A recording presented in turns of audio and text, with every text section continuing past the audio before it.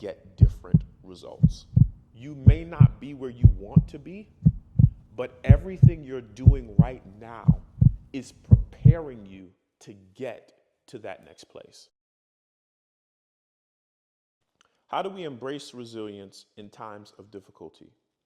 Okay, so here's the thing, difficulty is inevitable, resilience isn't, right? We choose to be resilient. We have to make a conscious decision to be resilient. So, if we want to be resilient in times of difficulty, there are two things we have to do. First, we have to understand that difficulty is a part of the human experience. It's normal.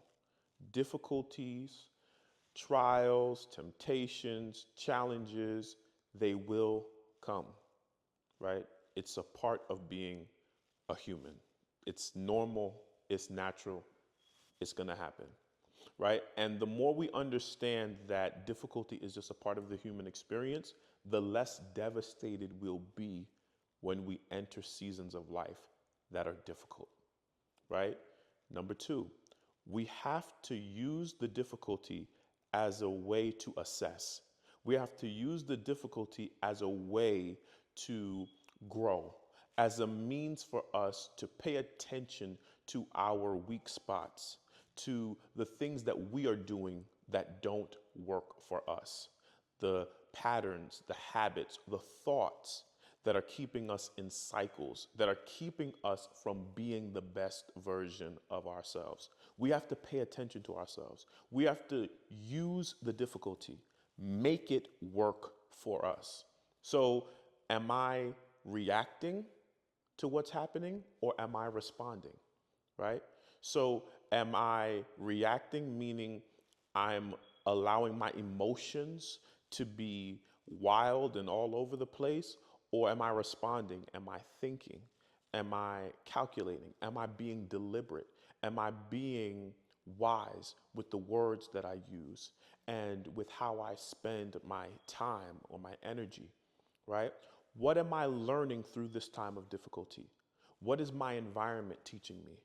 What are those who I would say are influential? What are they saying to me?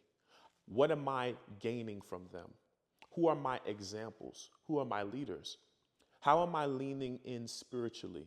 How is my time in the Bible? How is my time in God's presence and in meditation? So, when we enter seasons and times of difficulty, it's a great time to look within. And we use this time of difficulty to calculate all of this data, to adjust, to pivot, to build ourselves up, to learn, to grow, because there's always going to be something that you take from that season. There are always nuggets that we get from those seasons of difficulty, a gem, something that we take from the pain, something that we take from the challenge that redefines us, that makes us strong, that makes us confident. And then when we enter the next season of life, we often look back and we often are grateful that we went through some challenge that worked some weakness out of us, that put us into another sphere of thinking, a new perspective, right? Give us some new tools so that we could approach life differently and get different results. So the trial, the test, the challenge, the difficulty, it didn't happen to you, it's happening for you. How do we overcome negative self talk? If you have a goal, if you have a big dream, if you have a vision that you are working towards, you cannot be your own enemy.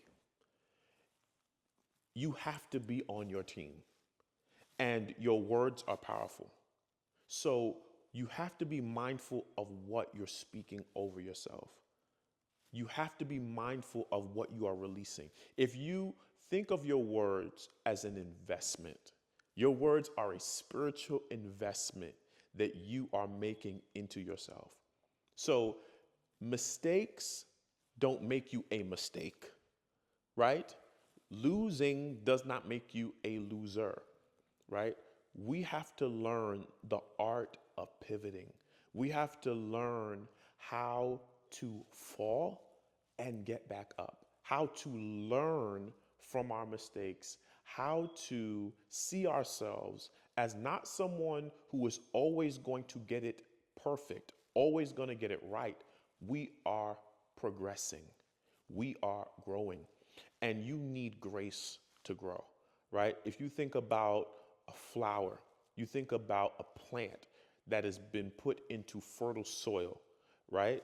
Or maybe an apple tree, for example, it starts out as an apple seed. That apple seed does not create apples in the seed state. It produces fruit after it goes into the ground, into good soil. It receives water, it receives sunlight, and then it matures.